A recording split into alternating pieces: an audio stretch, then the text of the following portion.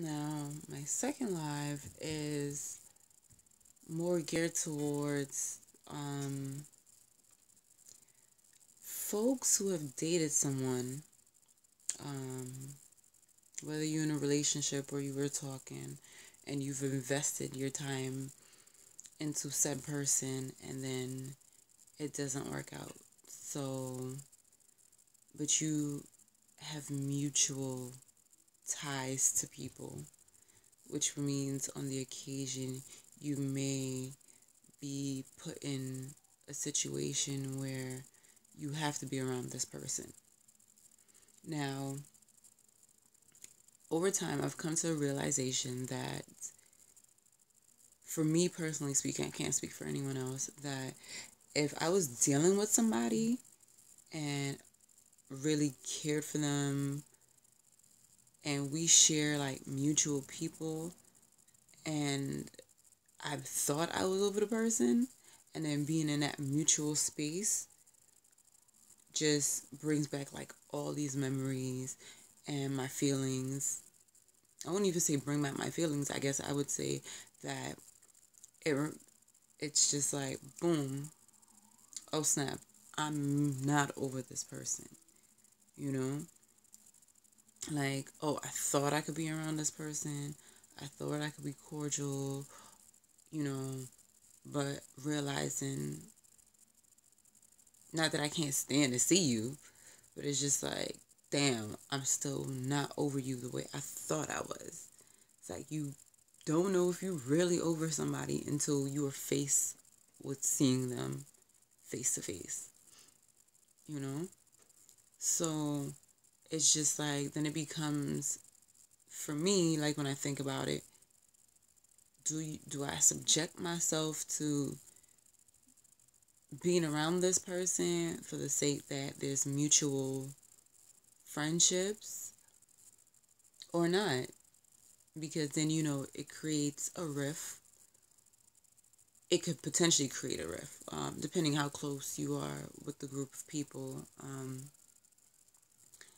So, yeah, and I've just really realized that, personally speaking, I would really have to be over someone to really just be comfortable again in that type of setting. And I realized that if I'm still harboring feelings, like the littlest things still get to me, even though I know they shouldn't, It's like, all right, we're not together, we don't talk anymore, we're not in a relationship, situationship, whatever the case may be. But yet, if they didn't tell me something, but everybody else knew, feel some type of way. So why you couldn't tell me? Why you couldn't communicate that with me? Or why I don't hear from you like that, and we supposed to be quote unquote friends, or feeling a type of way about certain things, or watching a person out the corner of your eye, watching to see if they talking to somebody else in the same space, and then realizing these things bother you. Like, how do you guys deal with that? What do you do? Do you separate yourself from that particular person? Do you tell the group don't invite you to things that that person's gonna be at? See what happened when you come in late? This one is about having dealt with somebody, whether you were in a relationship, situationship, or just dating the person, and you guys share a mutual, CP Thomas, right? Y'all share like mutual associates or friends, and then thinking that you were over that person, but realizing when you're in the same space that you're not over that person the way you thought you were. And how do you deal accordingly? Do you separate yourself from that group? Do you kind of suck it up and tolerate being around that person? Not that you hate the person, but you just realize that, like, dang, like, I'm not really over this person. Like, it probably bugs you if you see this person trying to talk to somebody else, or you they weren't communicating certain things with you, but everybody else knew, so you kind of felt out the loop. Like, things of that nature. Like, how do you deal with that? Because I'm like, do you create that divide and separation and let that group know, like, if y'all do go out, don't invite you, or you don't feel comfortable being in the same space? And yes, everybody is aware that you guys used to talk, so you like the group dynamic of what it was, but now you realize you're not over that person. So how do you deal with that? Like, how do you move forward with that? Do you, because for me, I'm thinking maybe I have to separate myself from the group when that person's around, in the sense that, well, if I know that person's going to be there, maybe make excuse I don't show up so I don't have to be around that person till I know I'm really over that person and comfortable enough to be in that setting with that person, you know? Or is the only way for me to really, like, move on and move forward is just completely excommunicate myself from that person? Like, what do you do? How do you address that when you guys share a circle?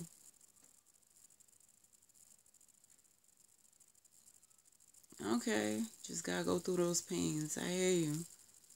Because I've definitely been in that situation where things just, like, really bother me, and I'm like, damn, why does this still affect me? Knowing, like, the person don't want me, they don't want to be with me, but it's like, okay, I gotta be around for whatever reason in whatever group, and I'm just like, and it's like, I feel like I don't even necessarily want the person, but it's just like, damn, it's all these still emotions, connections that I still feel because I still care.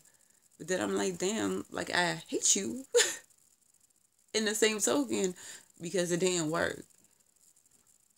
So yeah, that's what it was. That's the topic that came to mind that I want to talk about and all that good stuff, because I feel like that's crazy.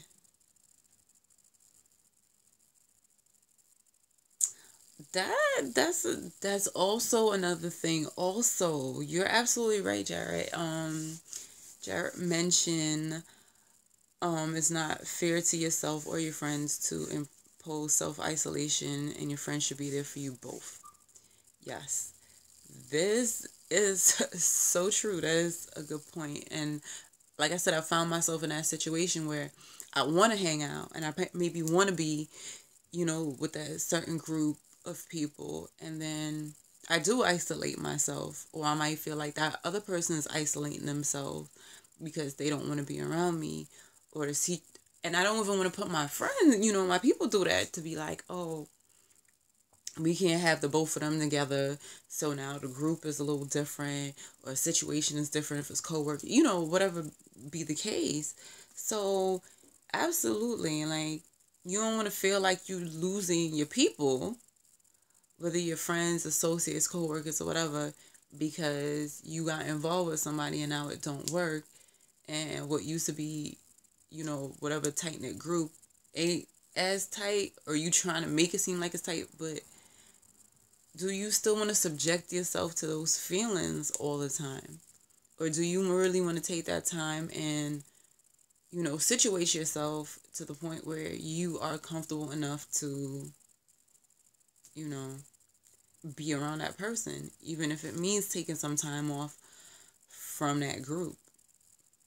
Maybe just doing individual, meetups with the people that you hang out with instead of the group meetups. That might work too. I've tried that as well, where, all right, me and you'll hang out.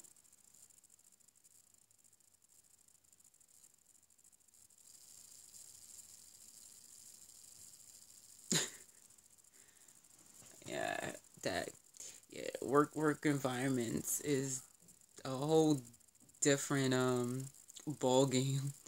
This is why I tend to stay away from that.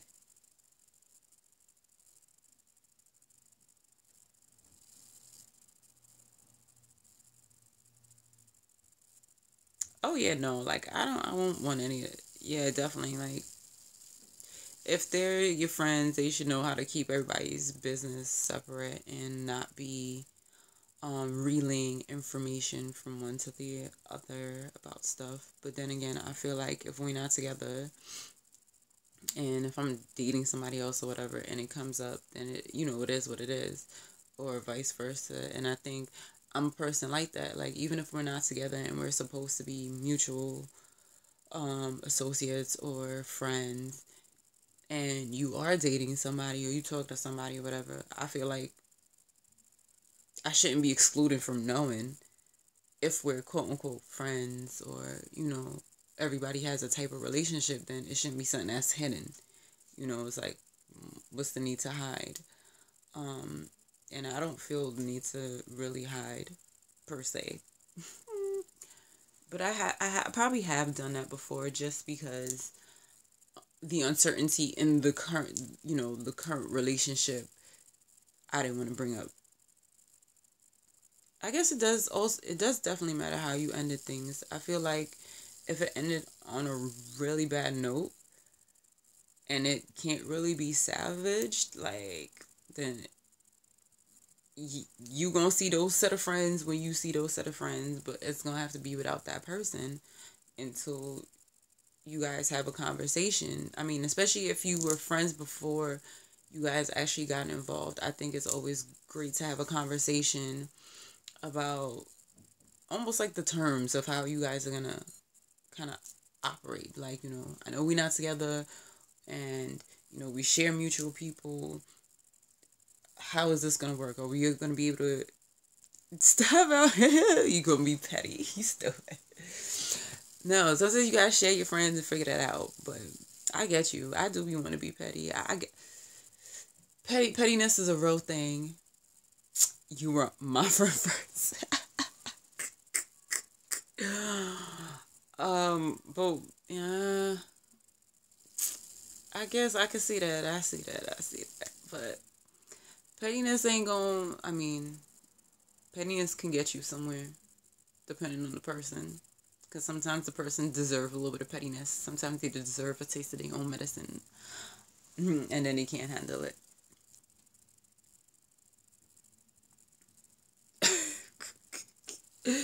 Jerry, you over here giving me jokes on this thing right now. You really are. You are MrPetty.com. I just want you to know that. MrPetty.com. See? I don't know what to tell you. You need to be nice and behave. That's what you need to do. Be the bigger person. Pause. I hate when people say that sometimes. It's like, but why do I have to be the bigger person? Like, I tell myself that all the time with certain things. Why I have to be the bigger person in situations? Why I can't be petty? Why I can't do what I'm really thinking and what I want to do? And have them suffer the way I suffer or hurt the way I hurt? Because I can be Queen Petty. I can't be Queen Petty? No, but I be believing in karma, and sometimes when you do stuff to people, it be coming back to you. I kind of believe in karma to a certain extent. But yeah, I be on it. So sometimes I think it's just better to like distance myself, ignore. No devil horns. No, no, no. Halo, Halo. I'm trying to be very good. I'm not trying to go down that path. That is not what I want in my life.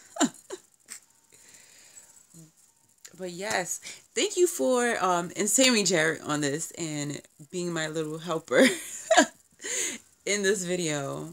So anybody who comes on, please like, comment, share, subscribe, all that wonderful stuff. And I'm out of here because my lovely friend Jared, who's not my friend because Jared doesn't know how to text me, send me messages. He only sends random Facebook posts about nonsense. Nah. But I hope you're good all the way out there in the Buffalo. I don't know if there's snow up there. I hope there's not. I'm sure it's cold as hell. Yeah, I need to find some warm weather. It's time for that spring, that summertime weather. I'm over this. Yes. I would say I would come visit, but it's too damn cold, so I'm not coming up there to visit. Not until you guys have got some heat. But you said you're coming up, so I should be seeing you. But we'll see about that. 10 inches, 35 degrees. Oh, no, you keep that. The only one thing I want to see that's 10 inches, we're not going to go there. But you keep all that cold and all that snow up there. Don't bring that down here when you coming. Yes, you should be in my next YouTube video. Yes, I love guests. We definitely should do that next time you are down here, which you said should be sometime this month. So we shall see. I love guests. My viewers like guests too.